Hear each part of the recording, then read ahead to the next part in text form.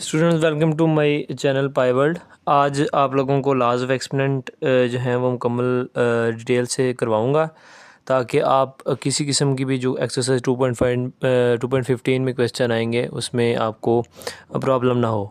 तो ये चीज़ है कि आप लोगों ने तमाम लाज को अच्छी तरह देखना है। वीडियो को मुकम्मल देखेंगे तो आपको क्लियरली समझ आ जाएगी। यह है कि कुछ बच्चे ये समझते हैं कि अगर वो लाज को नहीं करेंगे तो शायद लाज ऑफ एक्सपेरिमेंट की जितनी भी वर्कशीट्स होती हैं या उनकी एक्सरसाइज होती हैं वो कर लेंगे।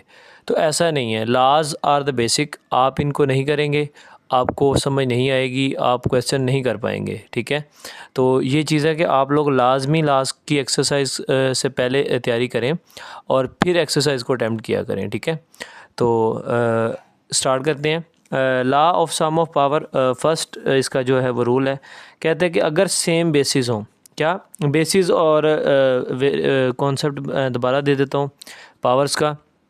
यहाँ पे आप देखें ये जो x है ये बेस है, ठीक है, और n जो है ये आपकी इसको एक्सपोनेंट भी कह सकते हैं, इसी वजह से लाज ऑफ एक्सपोनेंट इसका नाम है। पावर भी कहते हैं बच्चे, तो आप जो बेहतर समझें आप कर सकते हैं, लेकिन एक्सपोनेंट ही ज़्यादा बेहतर है। ठीक है, इसके बाद आ जाएं आप, law of sum of power है, तो इसका मतलब है कि बेसिस जो हैं वो सेम होनी चाहिए और पावर्स आपने ऐड कर देनी है।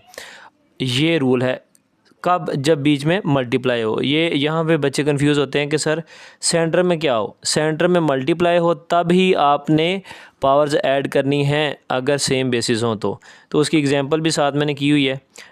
2 टू द पावर 3 थी और 2 टू द पावर 4 थी। तो अब आप देखें सेम बेसिस हैं, पावर्स जो हैं वो ऐड होंगी, तो 4 + 3 कितने हो जाएंगे 7। तो ये आप साथ, ये जनरल फॉर्म है और ये एक एग्जांपल है। इसी तरह मैंने एक जनरल फॉर्म एग्जांपल साथ साथ की हुई है ताकि आप अच्छी तरह से देख लें।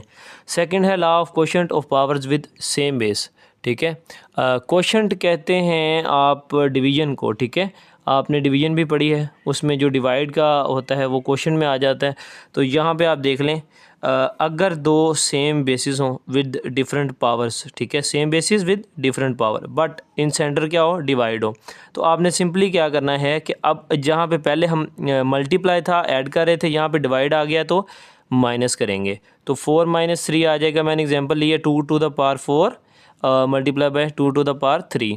ये जनरल फॉर्म है, इसको आप एग्जांपल समझें। और 4 - 3 क्या होगा, 1 होगा।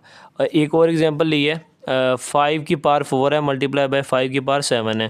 तो ये मैंने इसलिए लिया है कि आप ये सोच रहे हैं कि यहाँ सम टाइम होता है ना कि ये बड़ी पावर थी ये छोटी थी, तो अगर छोटी पावर और बड़ी पावर बाद में आ जाए तो क्या होगा, तो सिंपली साइन नेगेटिव का साइन आ जाएगा साथ।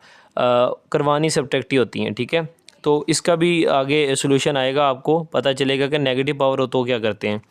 अच्छा, लॉ ऑफ पावर थर्ड आ गया है। वो कहता है कि आपने अगर एक बेस हो, क्या हो, एक बेस हो और ऊपर दो डिफरेंट पावर्स हों, बेस एक हो ऊपर दो पावर हों। अब यहाँ पे दो बेसिस की बात नहीं हो रही, बेस एक ही है, दो ऊपर डिफरेंट पावर्स हों तो उनको क्या आपस में करना है, मल्टीप्लाई।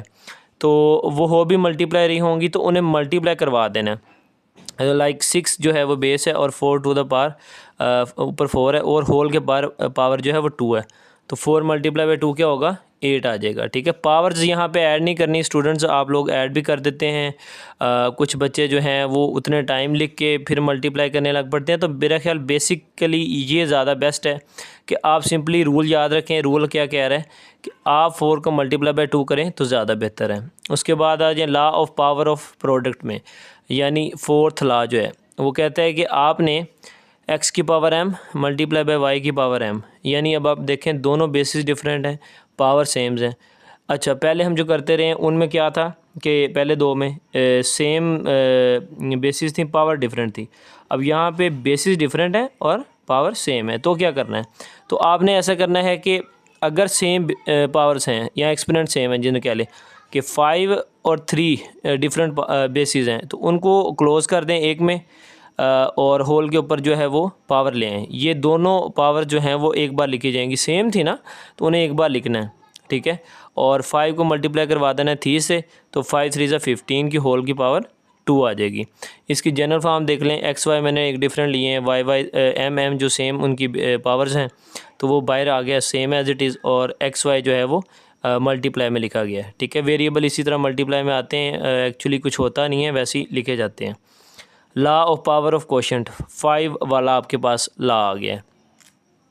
इसमें यही सीन है कि क्या है कि डिफरेंट क्या है, बेसिस और सेम पावर्स हैं लेकिन सेंटर में डिवाइड है। तो ये इसमें क्या करना है आपने, इसमें सिंपली आपने ये देखना है कि डिवीज़न को तो ऐसे भी लिखा जा सकता है ना, ओवर में फ्रैक्शन की फॉर्म में, और ये बता रहा है कि ये जो 5 और 5 होल के ऊपर इन दोनों के ऊपर अलग-अलग हैं, ये होल के ऊपर भी आ सकता है। बस सिंपली इसमें कुछ सोल्व नहीं करना था, यानी 5 और 5 दोनों के ऊपर सेपरेट था, वो होल के ऊपर भी आ सकता है, उसे लिख सकते हैं आप। और इसकी फॉर्म इसलिए बनाई है कि देखें जब क्वेश्चन आते हैं तो बच्चे को जब होल पे पावर दी जाती है तो अंदर कुछ ऐसी एंट्रीज़ होती हैं कि वो उसके साथ सोल्व हो जाती है ना, तो वो स्टूडेंट को ये पावर इसलिए बताई जाती है रूल के ये उसे पता होगा तो वो करेगा ना वहाँ पे। तो इसलिए ही मैंने कहा था कि तमाम जो हैं लाज इनको अच्छी तरह देख लें, अगर ये आप नहीं कवर करेंगे तो आपको फिर एक्सरसाइज में प्रॉब्लम आएगा। आगे आ जाएँ। 6 ला है, कहता है कि ला ऑफ ज़ीरो पावर, x की पावर m है डिवाइडेड बाय x की power m, same basis same powers, ठीक है, सेम बेसिस सेम पावर्स।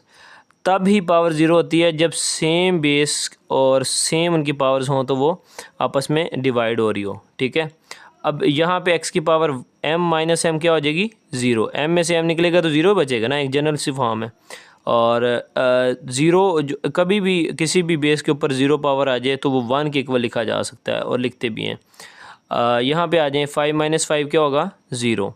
3 की पावर ज़ीरो क्या हो जाएगी, 1। तो जितने भी आपकी एंट्रीज़ आ जाएँ इसमें, एक मैं और आपको एग्जांपल दे देता हूँ यहाँ पे कि आपको फ़र्ज़ करें वो एक इस तरह की फॉर्म बना देता है और x बाय वाई लिख देता है, लेकिन होल पे यहाँ पे ज़ीरो ले आता है। तो इस तरह की फॉर्म भी होती है जो सारी की सारी 1 के इक्वल लिखी जा सकती है। It can be written as equal to 1। तो ये चीज़ आप देख लें, यहाँ पे मैंने लिख दिया आपको, ठीक है। नेक्स्ट आ जाएँ, ला ऑफ नेगेटिव पावर, लास्ट है। देखें वो जो आपको पहले बताया था कि नेगेटिव आंसर आया था, उसका क्या करना है। लाज ऑफ एक्सपोनेंट में जितने भी क्वेश्चन होते हैं आपने उसको नेगेटिव नहीं रहने देना उसके आंसर को, ठीक है। सॉरी, आप अब ऐसा करें कि x की पावर -4 है तो 1 ओवर x की पावर 4 हो जाएगी, नीचे जाएगा ये वाला पार्ट। ये अभी इस टाइम कहाँ है, पहले ये पहचान करें, ये अभी न्यूमरेटर में है, इसके नीचे 1 है। तो जब आप इसको रेसिप्रोकल करवा देंगे तो क्या होगा, जो है वो x की पावर जो -4 है वो नीचे जाके +4 हो जाएगी।